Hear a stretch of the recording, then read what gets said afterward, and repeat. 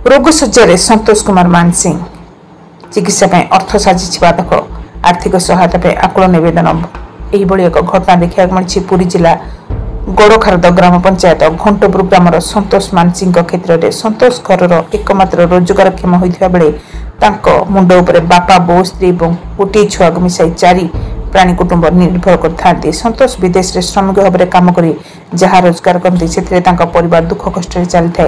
संतोष उपर हठात कला बदल घटी आसाला देह खराब होवर से भुवनेश्वर एक घरोई मेडिकल चिकित्सित होते। डाक्तरी रिपोर्ट देखी कहते 2टी किडनी खराब। संतोष देह सुस्थ करने बापा बो और स्त्री धार करज कर 15 दिन मध्य लक्षाधिक टंका खर्च कर सारे। संतोष परिवार सरकार खाद्य सुरक्षा योजन सामिल नहांती कि सरकार आयुष्मान योजन अंतर्भुक्त नथिबारु सरकार चिकित्सा निमंते कौन सुविधा पाई पाना पाखे टंका नथिबारु संतोष चिकित्सा अवहेला घटुची। गाँ लोके मागी जाई संतोष चिकित्सा सहायता जोगाई देउथबा बेले ताहा समुद्र को संख्या सरकार संतोष अवस्था देखि आर्थिक सहायता जोगाई देबाकु स्थानीय ग्रामवासी माने निवेदन करछन्ती।